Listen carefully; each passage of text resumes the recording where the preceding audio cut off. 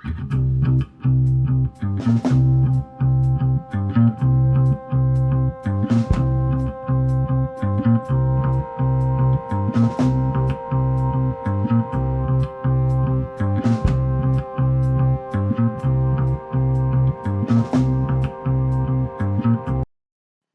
to part two of our look at the rise of the National Socialist Party in Germany during the 1920s and the 1930s. Last week, we looked at how the National Socialist Party rose to prominence both politically and culturally within Germany. And one of the key aspects we looked at was the concordant that was signed between the Roman Catholic Church, which was the right centrist party at the time, and the party, and how by signing over many of the freedoms that they had and really giving up a lot of the responsibility that they have, that this was a way politically that the National Socialist Party rose to prominence and really was eliminating a lot of its oppositions. Today we look at two factors. The first one is really one of the most difficult and one of the most delicate issues of this time period, and that is the beginning of the anti-Semitic movement within Germany in the 1920s and 1930s. Some of the roots, basically the roots of the Holocaust. While it is extraordinarily difficult to find the roots of Hitler's personal anti-Semitism, it's not that hard to discover the practices that went into place. And this issue is very difficult to talk about and also very difficult to teach because there's so many facets that went on. But we're going to focus today on the rise of the anti-Semitic movement within Germany, and in particular focus on one event, and that is Kristall Night, and that will come plain to you as we study it. The second part of this lesson is a little more curious, and that is one of the issues we're facing today within our own social media and within our own culture is not only the rise of the Nazis and the whole movement, but also people's reliance on it in defense of their positions or using it as a tool to destroy or accuse their enemies. People will say, well, that's just like Hitler, or that's just like the Nazis. And you'll see posts like this in social media. And near the end, there's a pretty long section in this lesson about how those statements are inherently wrong when people make them. And that's why we study history, so we can say, you know what, your language is rooted in a false understanding of how the party works.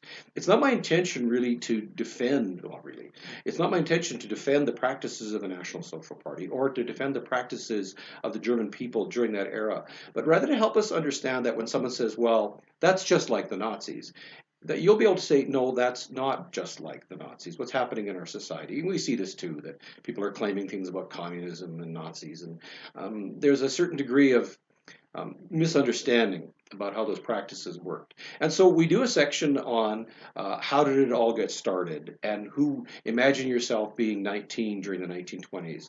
It is not my intention to create a sympathetic view, but rather to create an understanding view, not to void or dismiss people's individual responsibilities for what happened in Germany during that era, but rather to help us see what happened there and in effect that we then can prevent it from happening here. More than that, how vulnerable we are in times of crisis to messiahs. When people are hungry and in pain, when society is collapsing, we will turn and we will surrender our liberties, we'll surrender our values when we're hungry. As you'll see later on in this lesson, there's a section about free sausage versus freedom. So I want to be careful with this lesson. It's not my intent to devoid or divest people of personal responsibility, nor to sway you in any way, but rather to help you understand when you go on social media and you see a post about that's just like the Nazis, you can say, no, that's a faulty position. The Nazis operated this way.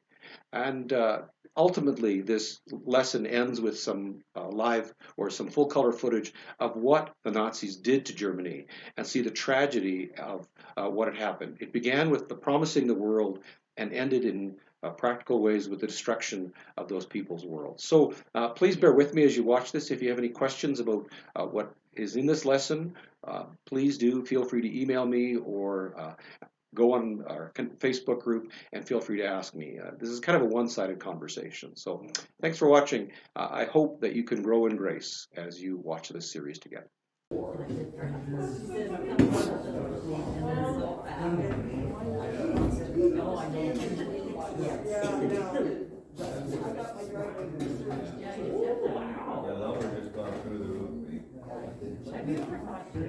Good morning, everyone.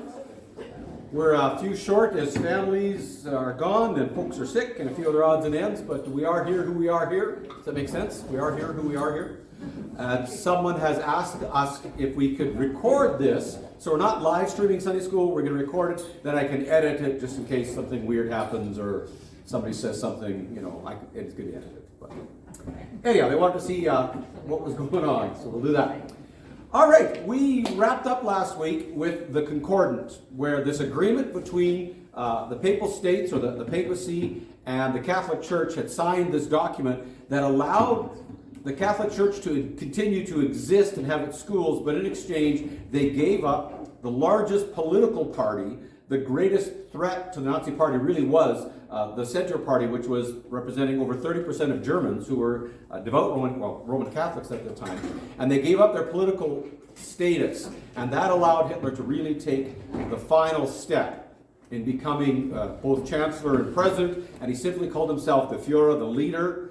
And very quickly, though, Hitler viewed the Concordant as obsolete, and he intended to abolish it after the war. But he hesitated because the Vatican itself was this kind of neutral place, and it allowed for a lot of espionage. Because the Vatican was like neutral territory. So you could send representatives from Germany to the Vatican. You could also have representatives from Switzerland, England, and you can see the advantage, right? If you're a sci-fi person, this is Babylon 5. But it's this neutral place where emissaries from different factions or warring parties can come and begin to have conversations without the threat of reprisal or arrest. So he wanted to stay within the Vatican and continue to have Germany as a representative, because then he could talk to the papal representative in Germany who could go to that. Make sense?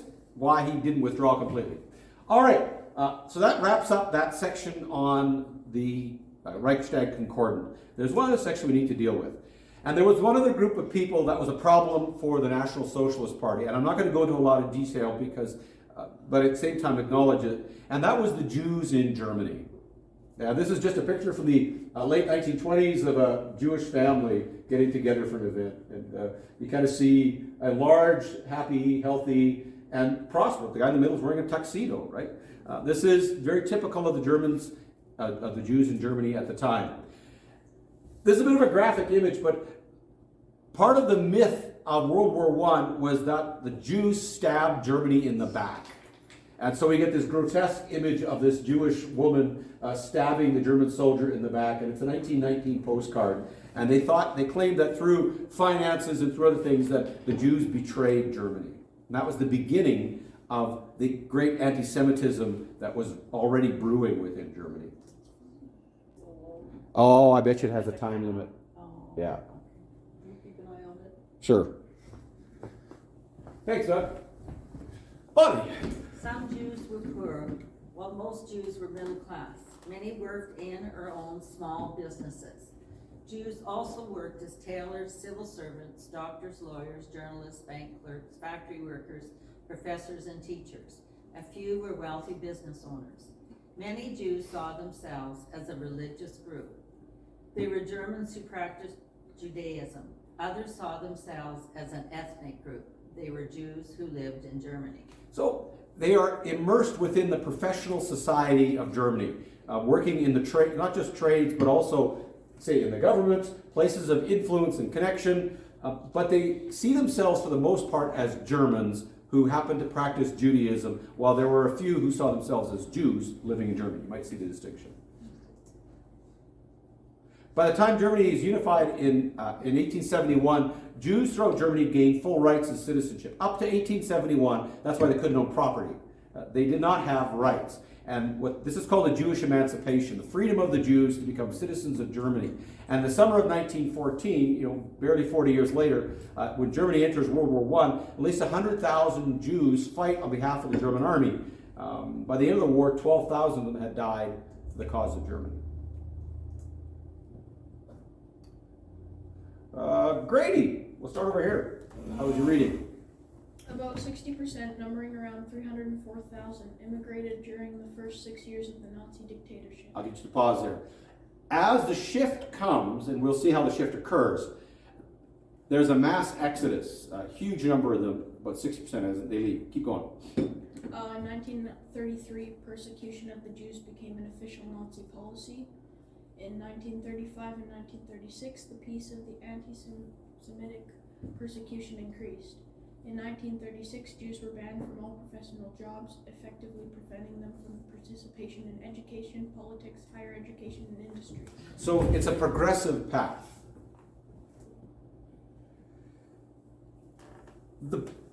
The argument that the National Socialist Party uses is that the Jews control the money, that these wealthy Jewish bankers, that's how they backstabbed us, they corrupted our economy, and there began what was called like this myth of the Jewish banker, which is probably not an uncommon idea to this day.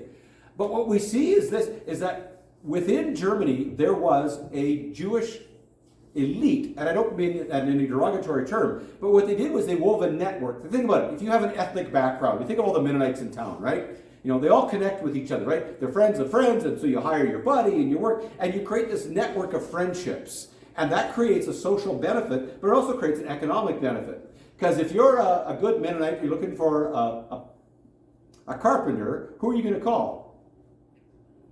Probably your Mennonite buddy, right? And so it creates a social benefit as well. So early in the 20th century within Germany, there was a corporate network created among the corporations. It was called, basically, we'll call it Germany Incorporated, where all the CEOs golfed together. Well, they didn't golf in those days. They're all buddies, right? They had each other for lunch. They went to each other's weddings. That social network. And what do you do with your business buddy while you're at a wedding? You talk business, right? You make deals. All that stuff. That non-corporate or non-boardroom, a lot of businesses made over, drinks at lunch, or not at lunch, but, well, maybe they do. So about 16% of the members of this huge corporate network that really controls Germany is Jewish. That's a disproportionate number. Remember, the Jews represent a small, like 1% of Germany, but 16% of the corporations. And then at the center of this network, they call them the big linkers. They're linked on many, many levels. 25%. So 25% of the most influential business people in Germany in the 1920s and 30s are Jews. And that's easy to sell from an anti-Semitic perspective, isn't it, right? You can say they control the business. So we've got a 1% population, and 25% of them are influencers in the corporations.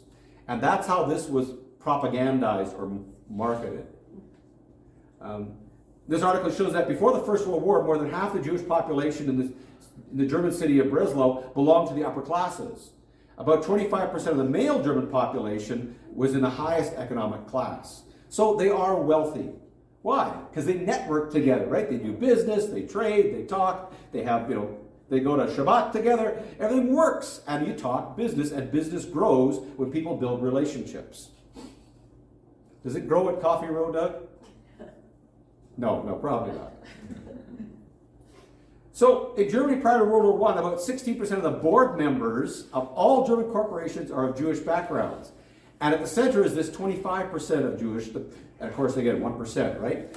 In contrast to Britain, during the same period, only 2% of board members were Jewish origin, and they were about 0.7. So if you do the numbers, Germany is much higher at a corporate level of Jewish leadership. And this is a bane in the side of the National Socialist Party. This is a really good example. Paul Silverberg, in 1928, sat on the supervisory board of 25 firms. By holding so many seats, he met with 171 members of corporate elite on a regular basis.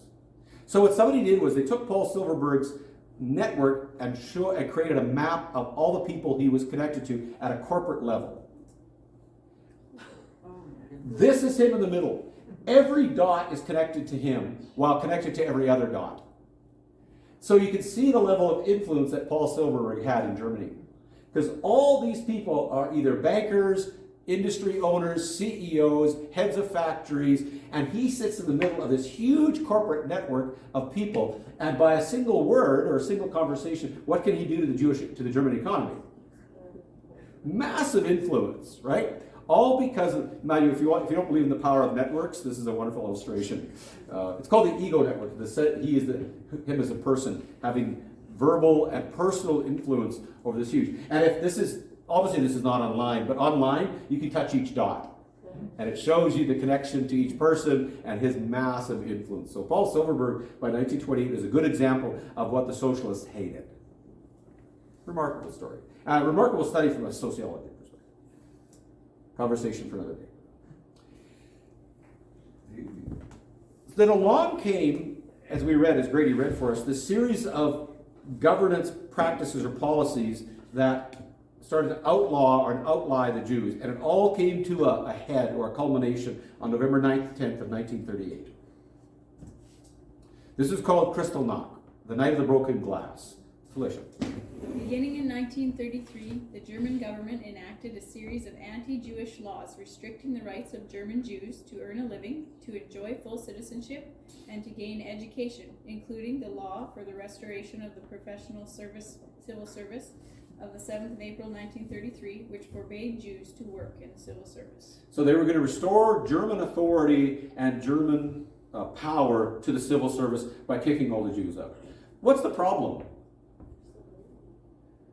Well, you get rid of a lot of your businesses then that the Germans probably used as well. Destroy your economy. You're destroying your economy and your infrastructure. You're destroying the professional class. You're destroying all these networks that allow the system. And so what do you replace the network of social networks with?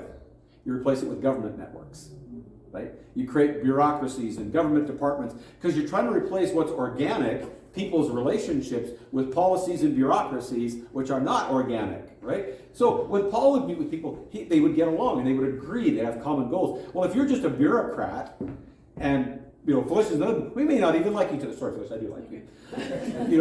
You may meet with somebody you don't like, and it's not going to be that smooth anymore, right? So you're handicapping or huge portions of your economy and your social government networks because you're replacing it with people who don't have a clue what they're doing. In exchange for people who have, in this case, literally centuries of relationships. It was a devastating decision, but it didn't end. Colton, you up for it? The subsequent 1935 Nuremberg laws stripped German Jews of their citizenship and prohibited Jews from marrying non-Jewish Germans. Good, excellent, thank you. So more laws came into effect that not only affected them economically, now it's affecting them socially, right? You can't marry anyone who is a non-Jew, or Jews can't marry non-Jews. The two laws were the law of the protection of German blood and German honor. How's that for a policy? Can you imagine voting on that? Which forbade marriages and extramarital relations between Jews and Germans. In other words, if you had a Jewish girlfriend, that was illegal. And the employment of German females under 45 in German households. No German woman under 45 could work in a Jewish household. And the Reich citizenship law declared that only those of German or related blood were eligible to be Reich citizens. So you had to prove that you were Aryan. You had Aryan blood. So you got this, forget about vaccine passports. You actually had a family heritage passport that said, I am true Aryan blood, now I can work. Because it was to restore Germany, to make Germany great again. The remainder were classed as state subjects without any citizen rights. So if you're not an Aryan, you are a subject of the state, which means you have no rights whatsoever. A supplementary decree outlining the definition of who was Jewish was passed on the 14th of November, and the Reich citizenship law officially came into force on that day. The laws were expanded on November 26th to include Romanians and black people. The supplementary decree defined Romanians as enemies of the race-based state, the same category as Jews. In other words, if you're not Aryan, you have no home in Germany. Murray.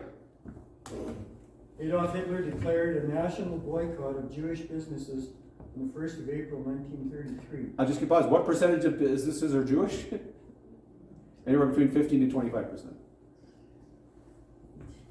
Books considered un-German, including those by Jewish authors, were destroyed in a nationwide book burning on the 10th of May. It's funny because they didn't burn the Bible, which is a book by Jewish authors, except for Luke. So, anyhow. Jewish citizens were harassed and subjected to violent attacks. They were actively suppressed, stripped of their citizenship and civil rights, and eventually completely removed from German society. So here's a component of German society that is woven throughout both economically and socially, and now removed. And nature hates a vacuum, right? No wonder the state was collapsed very quickly. Jack. Persons convicted of violating the marriage laws were imprisoned, and subsequent to the 8th of March 1938, upon completing their sentences, were rearrested by the Gestapo and sent to Nazi concentration camps. So if you married a Jew, or if you were a Jew who married a German, you were arrested, sent to prison, and then released, and then sent to the concentration camps. So both? No, just the Jew. Just the Jew. Just the Jew. Yeah.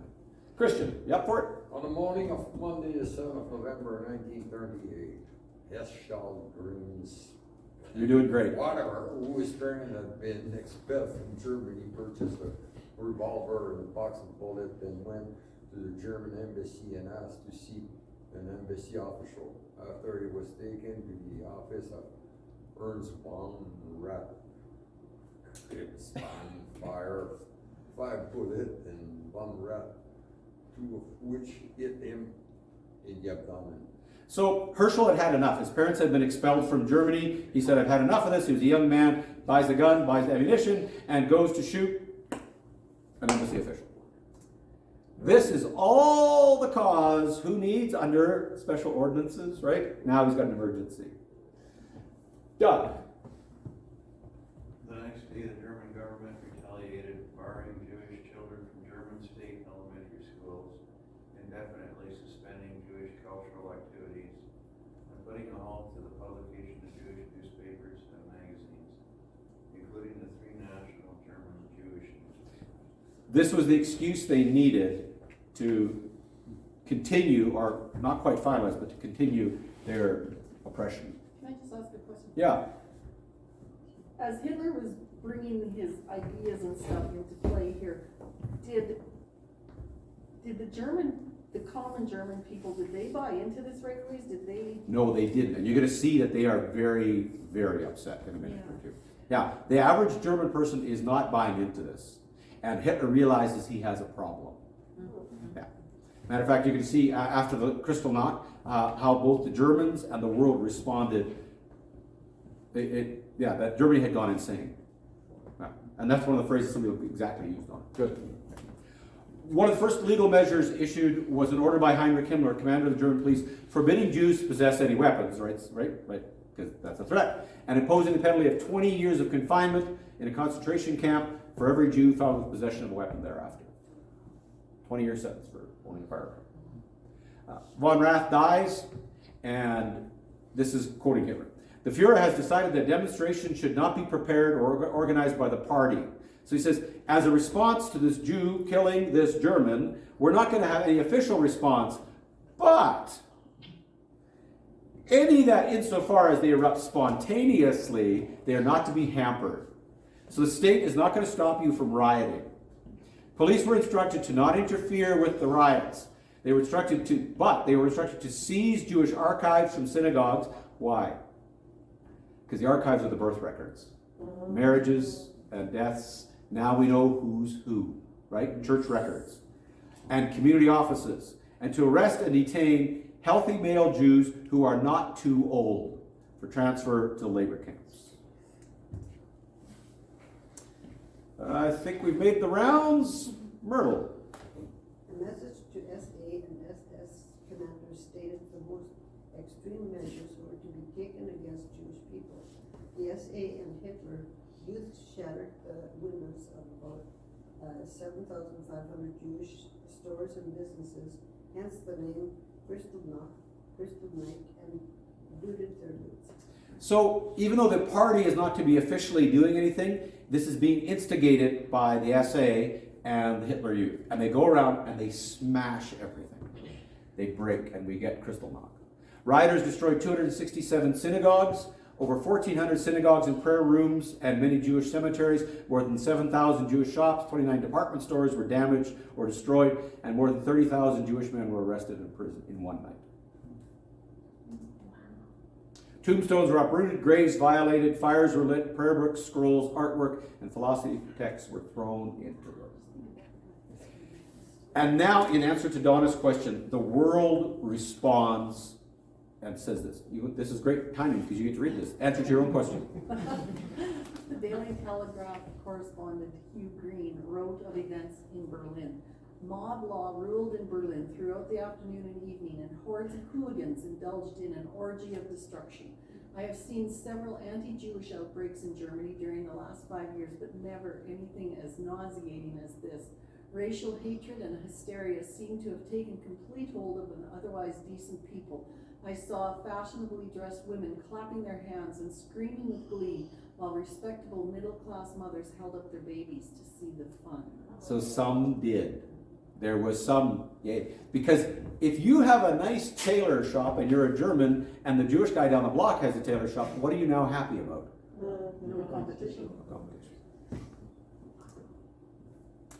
Many Berliners, however, were deeply ashamed of pogrom is what this was, a destruction, and took great personal risk to help. The son of a U.S. consular office official heard the janitor of his block cry, "They must have emptied the insane asylums and penitentiaries to find people who do things like this." So there is a backlash within the German population against Kristallnacht. Bonnie. Goring met with other members of the Nazi leadership on November 12th to plan the next steps. I've received a letter written on the Führer's orders requesting that the Jewish question be now once and for all coordinated and solved one way or another. I should not want to leave any doubt, gentlemen, as to the aim of today's meeting. We have not come together merely to talk again, but to make decisions, and I implore competent agencies to take all the measures of the elimination of the Jew from the German economy and to submit them to me. So it's on November 12th that the Jewish question is solved, and I use that term in the most painful way possible. The U.S. ambassador reported. Grady. The U.S. ambassador to Germany reported, in view of this being a totalitarian state and surprising characteristic of the situation here is the intensity and scope among German citizens of condemnation of the recent happenings against Jews. According to almost all accounts, the vast majority of Germans rejected the violence perpetrated against the Jews. So in answer to your question, Donna, the vast majority of people, the U.S. ambassador says the intensity and scope of citizens condemning the happenings against the Jews. So the overwhelming majority of the population is opposed. And this is going to be a problem for the party. Many in the church stood up. Felicia. A parson paid the medical bills of a Jewish cancer patient and was sentenced to a large fine and several months in prison in 1941. Reformed church pastor Paul Schneider placed a Nazi sympathizer under church discipline, and he was subsequently sent to Buchenwald, where he was murdered. A Catholic nun was sentenced to death in 1945 for helping Jews. A Protestant parson spoke out in 1943 and was sent to Dachau concentration camp, where he died after a few days. And that's just, a scattering. If you've watched Schindler's List, you know that there were countless Christians who stood up in defense of what was happening, and on and on and on it goes. That's just a little tiny sampler of what. The British were furious. And this is one of the most curious stories to happen in the 1930s, and one actually I wasn't aware of until I started doing research on this. And the British responded in the most unique way. They created what was called the Kindertransportmurray. An organized rescue effort that took place during the 9 months prior to the outbreak of the Second World War. The United Kingdom took in nearly 10,000 predominantly Jewish children from Nazi Germany, Austria, Czechoslovakia, and Poland, in the free city of Danzig. The children were placed in British foster homes, hostels, schools, and farms. Often they were the only members of their families who survived the Holocaust. So Britain sees this, and they see the most vulnerable of the children, and they say, if you can get a child to British shores, they have a place. They didn't care about passports, visas, anything. Just get onto British soil, and you are safe. And so the British very quickly adopted or embraced 10,000. The program was supported, publicized, and encouraged by the British government. They waived all visa immigration requirements, basically, if you could get there. They put no limit to the number of the program. It was the start of World War II that brought it to an end, at which the time, say, 10,000 had been brought to Britain. one of the most remarkable humanitarian efforts, both politically and socially, at the beginning of World War II. So here we see these photos, these are from the archives, of German children beginning to be transported to Britain. Here they come. Some of them look a little concerned. Parents told their children, you're going on holiday. You've got a special trip planned. Oh, we didn't tell you, you have an aunt in London and you're going to go live. Of course, none of this was true. But they had to get their children.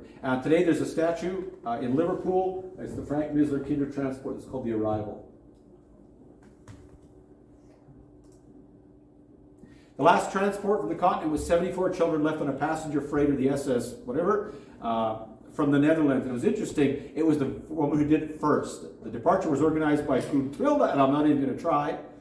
The Dutch organizer of the first transport in 1938. So for 2 years, she collected children. And she had collected 66 children that day. And she was the one who rescued. Well, she was the centerpiece of the story. Her story just doesn't get told. Here we see this little girl heading over to Britain, and they've got the little tags on, and they're heading off to safety. Here's the school where, like they said, they put them up in schools, dormitories, farms, anywhere anyone could take them.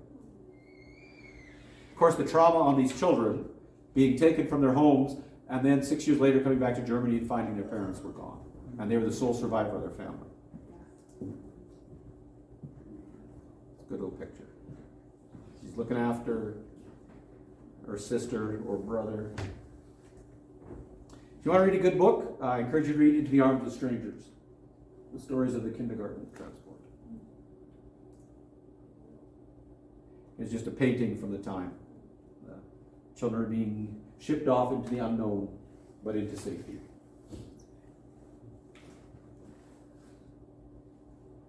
Of course, we know that by the time World War II was over, the Holocaust had completed its task, and we don't need to go into details. Today, however, this is where we get to your little piece of paper. The issue of fascism and the Nazi Party is still with us, sadly. If you look at the background of that fellow with the swastika on his shirt, those are American flags of some kind, or something, I have no idea. And this is from a synagogue.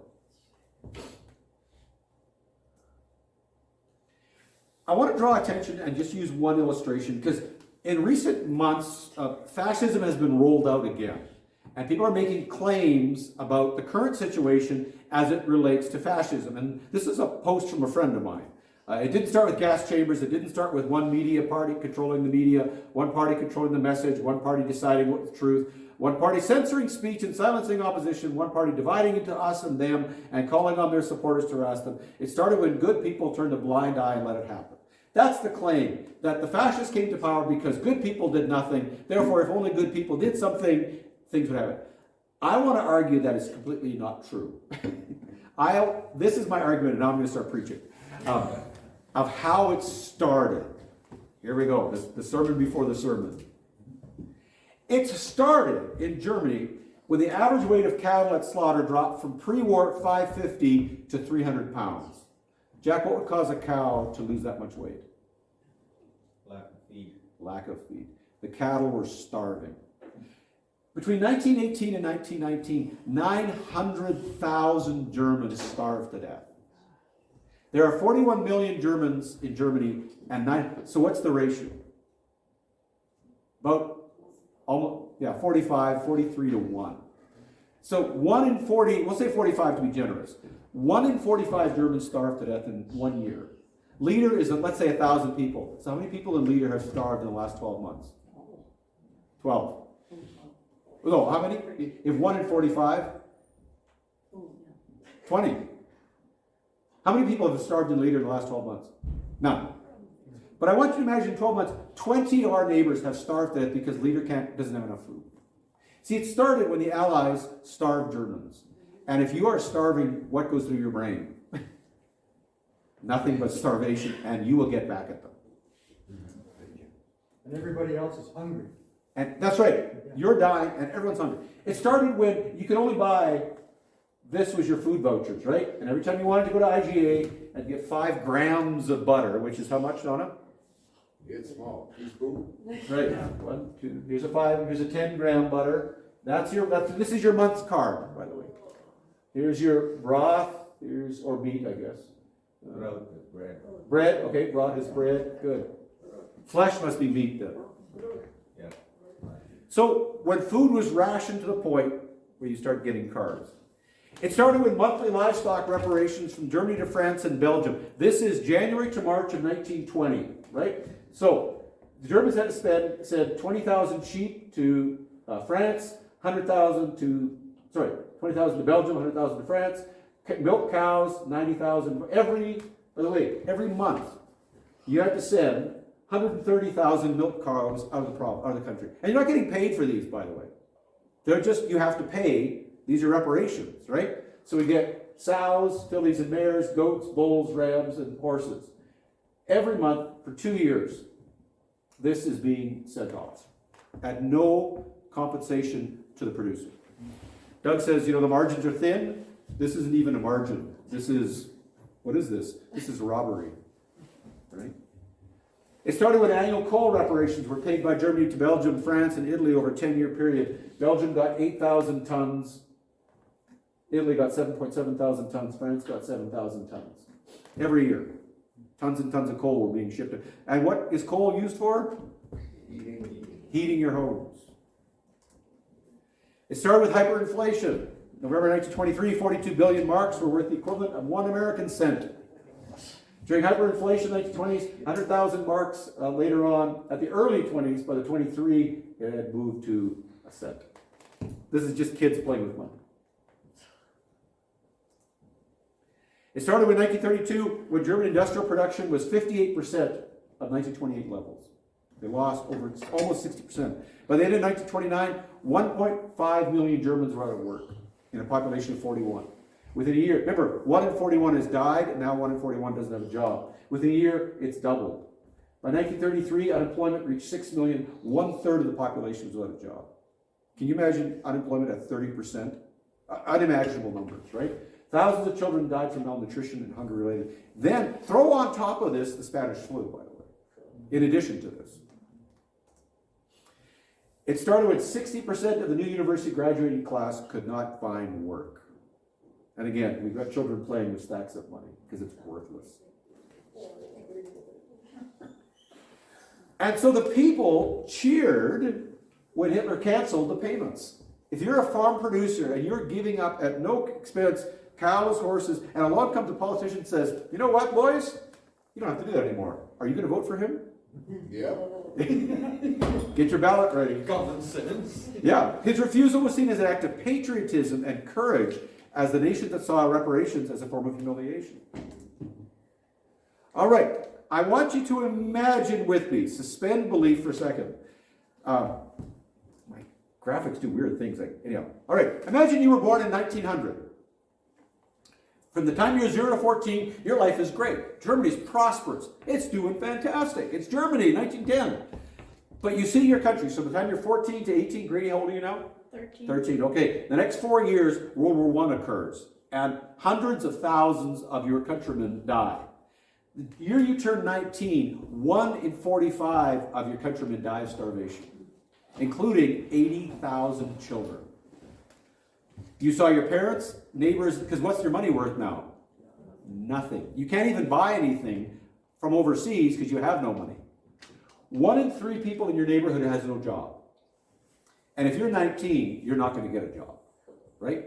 Then this other wave of starvation occurs during the 1930s. 60% of your class can't get a job. $1 billion can't buy a loaf of bread. And by the time you're 33, you hear this speech. Okay, grab your paper. I want to read a speech to you, and I want you to record what's promised. Then you decide if you like this guy or not. I mean, you all know where this is going. I'm not pulling anything surprising here. Oh, yeah, for some reason I did multiple versions of this slide.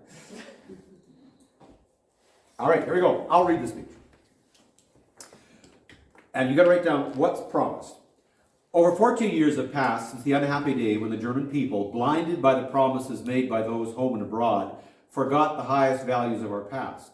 of the Reich of its honor and freedom, and thereby lost everything. Since those days of treason, the Almighty has withdrawn his blessing from our nation. Discord and hatred have moved in, filled with the deepest distress. Millions of the best German men and women from all walks of life see the unity of the nation disintegrated in a welter of egotistical political opinions, economic interest, and ideological conflicts. What's the first thing he's promised?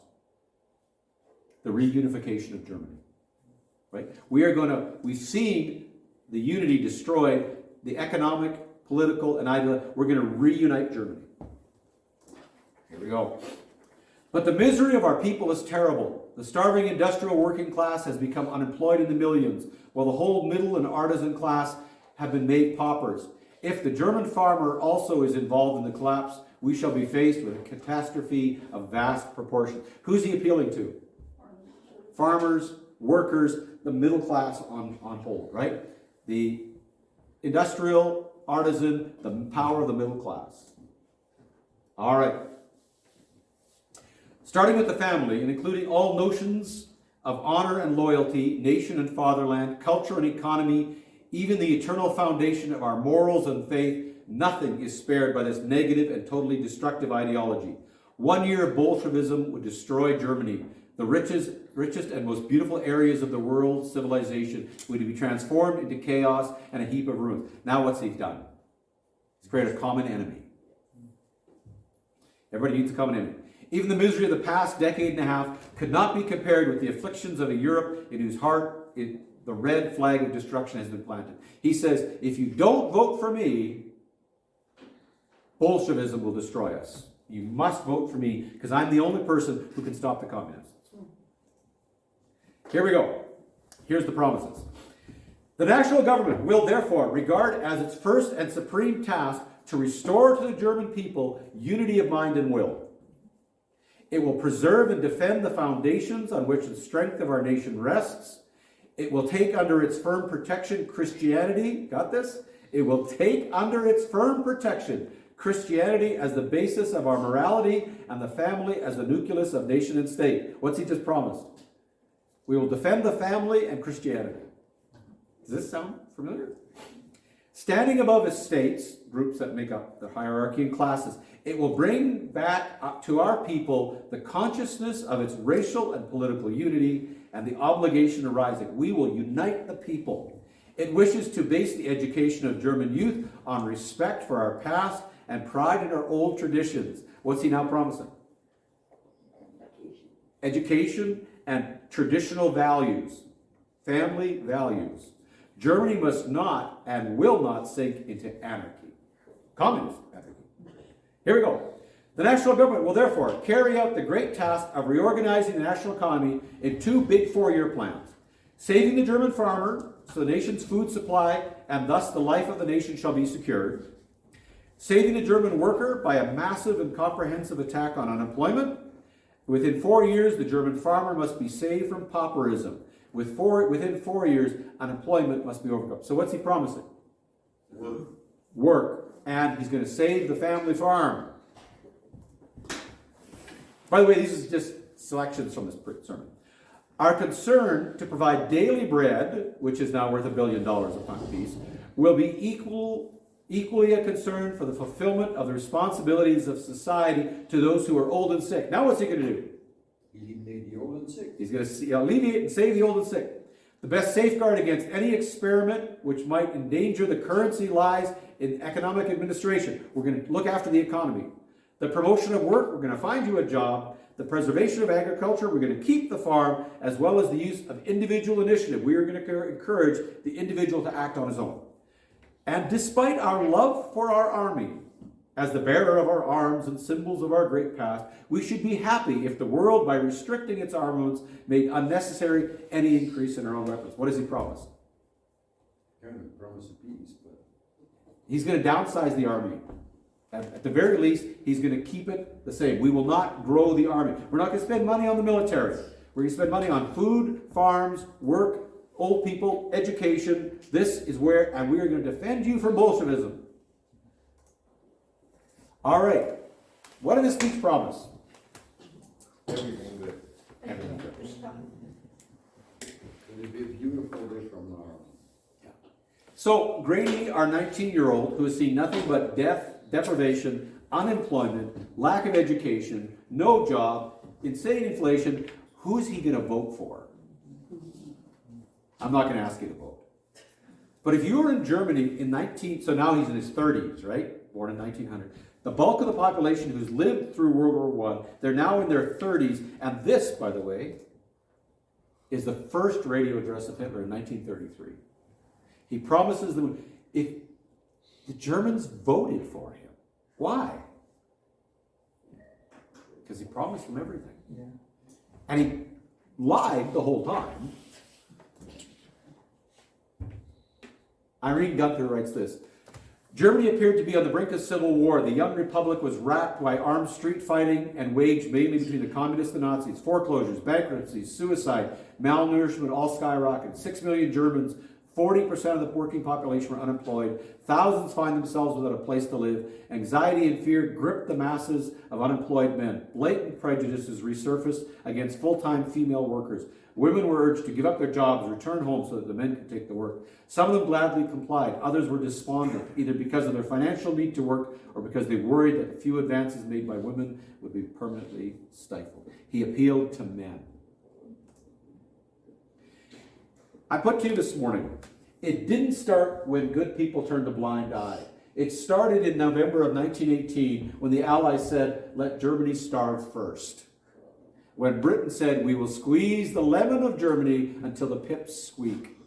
And 1 in 40 of them died of starvation. It was the Treaty of Versailles that was the groundwork of World War II and gave the National Socialist policy its platform to change the world. This is from a book by Otto Frederick. You think this is a kindergarten for little ones? No, these are children of 7 and 8 years, tiny faces with large dull eyes, overshadowed by huge puffed rickety foreheads, their small arms just skin and bones, above the crooked legs with their dislocated joints, the swollen pointed stomachs of hunger edema. You see this child here, the physician in charge explained. It has consumed an incredible amount of bread, yet it did not get any stronger. I found it that it hid all the bread it received underneath a straw mattress. The fear of hunger was so deeply rooted in the child that it collected the stores instead of eating the food. A misguided animal instinct made the dread of hunger worse than the actual pains. It was children. If you are offered freedom or free sausage, Free sausage. you will choose free sausage. If you're hungry, If you were hungry, the Nazis came along into a world, they said, right now, we don't care about freedom. You just do what you need to do to save us. This is a 1924 painting titled Germany's Children Are Starving. Of course, by the time this is all over, of the 2.3 billion people that were alive on January 1st, 1939, 85 million of them were killed. I want to show you, conclude with a little video. This is